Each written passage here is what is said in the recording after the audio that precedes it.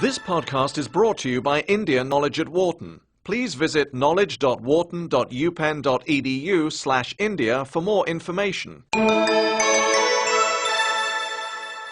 India Imagine was the theme of the 2008 Wharton India Economic Forum that was held in Philadelphia recently. The day-long event attracted several leaders including APJ Abdul Kalam, former President of India, as well as CEOs of Indian companies, nonprofit groups, consulting, and private equity firms. India Knowledge at Wharton brings you one-on-one conversations with these leaders. Today we are honored to have the former President of India, President APJ Abdul Kalam, to speak with us. President Kalam, thank you so much for joining us today. I am happy to be with Wharton, yes. Since our publication is called Knowledge at Wharton, I wonder if you could tell us something about knowledge. Well, I designed a four-line poem-like thing called creativity. I would have made at least 1 million children to repeat it, okay? 1 million children repeat, I will say, and they will repeat it. So I am going to say a few words about creativity. Learning gives creativity. Creativity leads to thinking. Thinking provides knowledge. Knowledge makes you great. So I'm very happy. Wharton, you are thinking of knowledge at Wharton. It's a beautiful idea. My greetings to all of you. I wonder if you could start by talking about your past. You were born in Rameshwaram in 1931. What are the biggest differences you see between India as it was then and India today? Well, I have orbited around the sun 76 times. You know what it means? You're 76 years old. Correctly you said it. So, in that 76 period, I have seen, and when I was a young boy, the Second World War coming to an end. And then I saw the effect of war and injuries, healing. I saw India attaining the freedom 1915 when I was a schoolboy. I saw 1947. August 15, 1947, India achieving its freedom. It was a great, happy moment. I have seen the economic ascent phase in India in 1991, 92. Ascent phase started. Till then we had a lot of difficulties. I have worked with visionaries like Professor Vikram Sarabhai and Satish Dhawan, Dr. Brahm Prakash. I have seen a green revolution. I have seen white revolution, I have seen telecom revolution, and growth of ICT, that is information communication technology. And I was involved in India's space program. It is one of our most successful program in the country. And self-sufficiency in the strategic weaponry. You just spoke about your involvement with India's rocket program. In fact, I know that you were also very involved with India's missile program and that you earned the nickname the Missile Man of India. Could you please tell us about that experience and what were the main lessons you learned? Well, it is like this. I worked to Indian Space Research Organization for about 20 years. There only we achieved putting a satellite in the orbit, building a 4-stage rocket system. Then I took up the integrated guided missile program with my team. I means the team. And youthful teams were fortunately were my team members, and they have worked together, and we have great value addition because the youth power and the program, particularly such a strategic missile program, succeeded. And the most important area is human resource development. So the program are in safe hands now. I learned one of the important thing in these programs, both space program, missile program, we should know how to handle not only how to handle the success, how to handle the failures. Particularly you are in the management environment, Wharton. I want the young people to understand how to manage the failure. Because any task you do, you have to come across problem. Problem should not become the captain of the individual or the project chief. And the project chief should become the captain of the problems and defeat the problem and succeed. So this is what I have learned. You played a key role in India's nuclear program in 1998. Could you tell us a little bit about that? Well, the main lesson I learned was how multiple technical teams and multiple departments of government of India could work together with the industrial partnership. That is one unique thing. How many people many teams can work together, get things done as a national need. This is it's a big experience I gained. You are known to be a deeply spiritual person. Have you ever felt guilty or conflicted about developing nuclear weapons? Why or why not? I realized that for my country's development, peace is essential. Peace comes out of strength. Strength respect the strength. Peace, that is how weaponized missiles were born. So the only strength, you need minimum strength to keep the nation peaceful, and so that you can enter into the necessary developmental missions. That's how I look at it. How did you come to become India's president? What leadership qualities do you think are needed to lead a country that is so huge, so complex, and so chaotic? Well, I won't say chaotic. The type of order comes out of disorder, okay? This is what's happening now. I was elected as a president of India 2002-2007 through a well-structured election process. Now, the leader, not only to become the president, you need to give any political leadership or technological leadership. You have to have 6 traits one leader should have. And what are the 6 traits? Number 1, leader must have a vision. Without a vision, he will not be a leader, he or she. So leader must have a vision. The second one, leader must be able to travel into an unexplored path. Normally tendency to travel the well laid out path. But the leader, he takes a path of untraveled path. Third thing, leader must know how to manage success, most importantly the failure. Any mission he does or she does, so he has to go through some failure.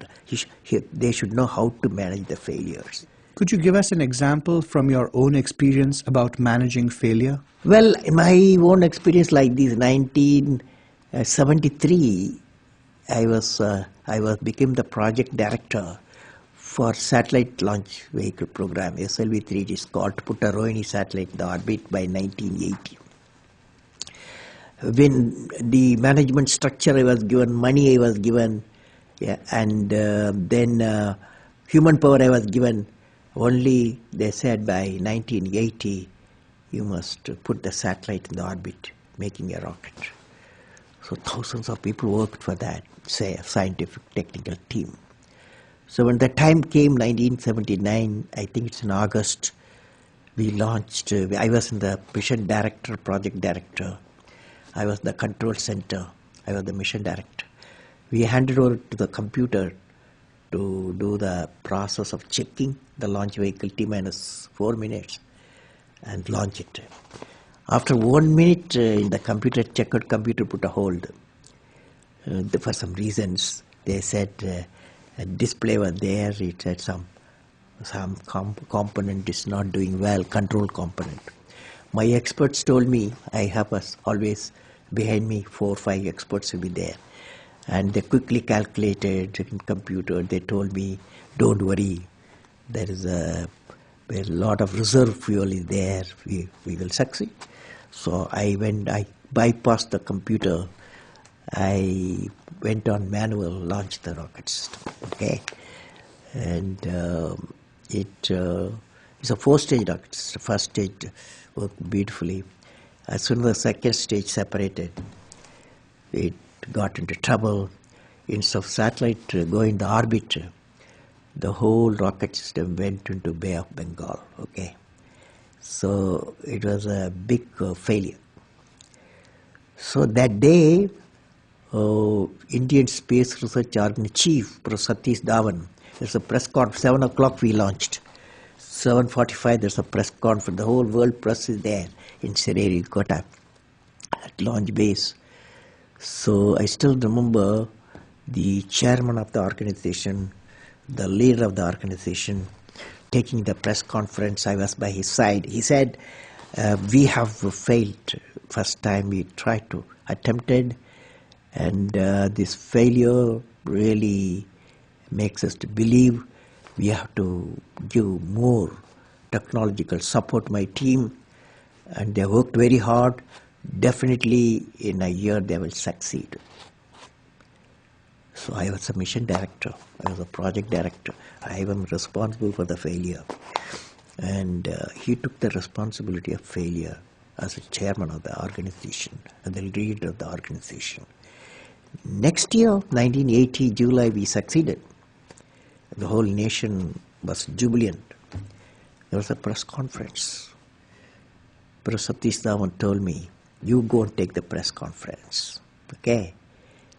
The message is, when the failure occurred, the leader of the organization owned the failure.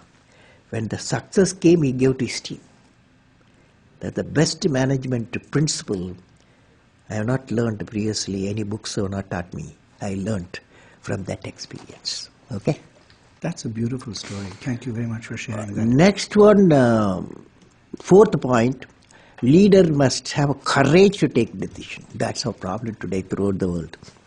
Leader must have a courage to take decision.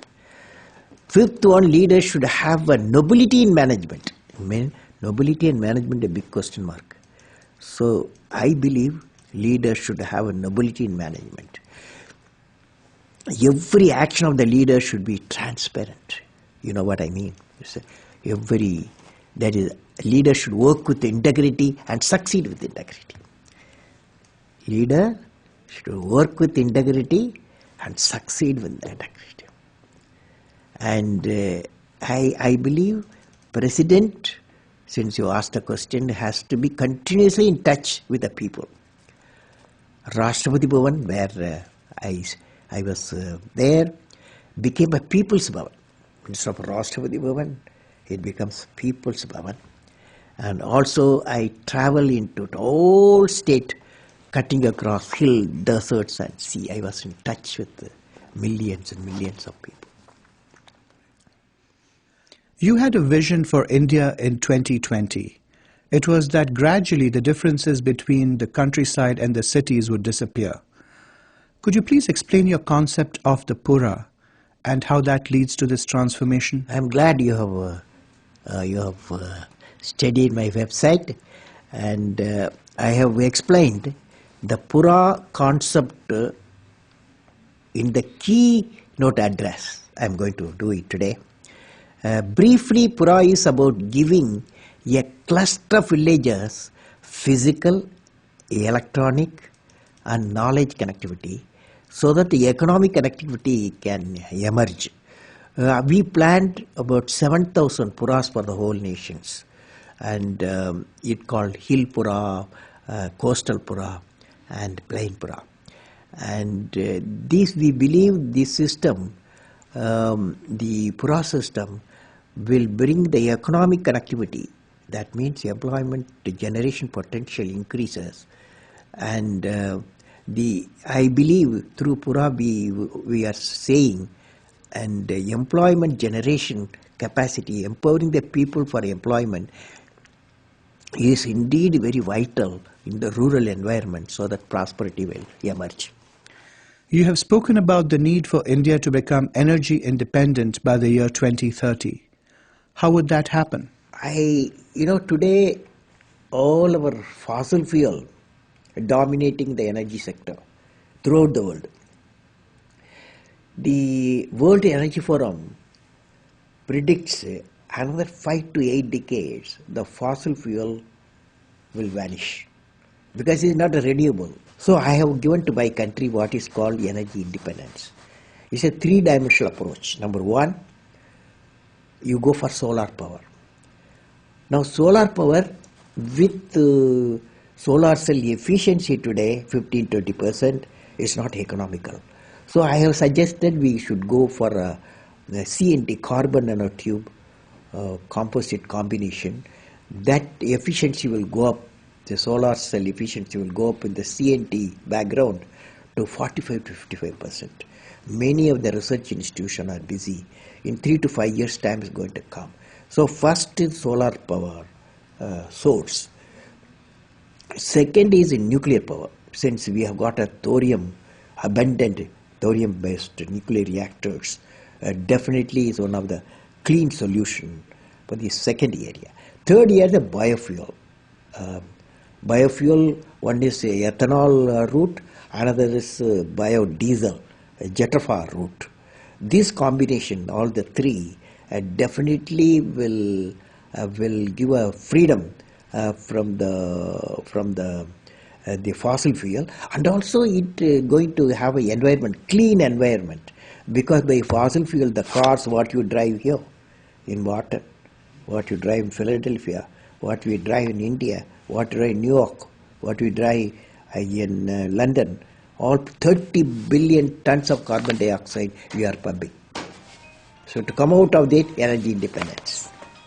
Technology plays an important role in your vision for India's future.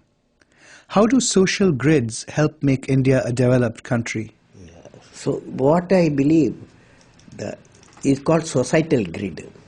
Societal grid has got three grids. One is Pura grid, and the another is e-governance grid, another is health grid.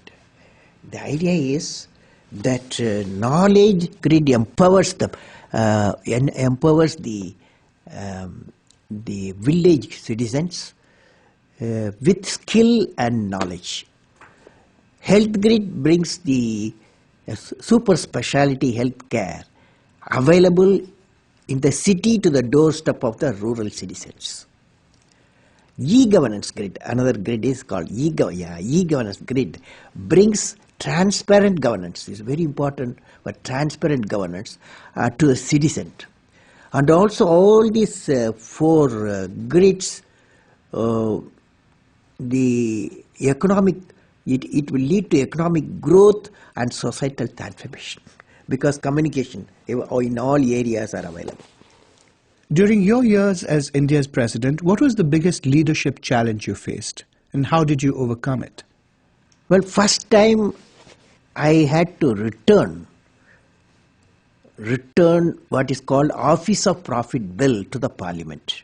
For the reason I felt that there was no transparent system of determining a post as an Office of Profit or not. So that is a major decision, because nobody, it's first time I happened to study that. I have to return it to the Parliament for reconsideration. It created its own dynamics in my country, but I felt I had done the right thing there.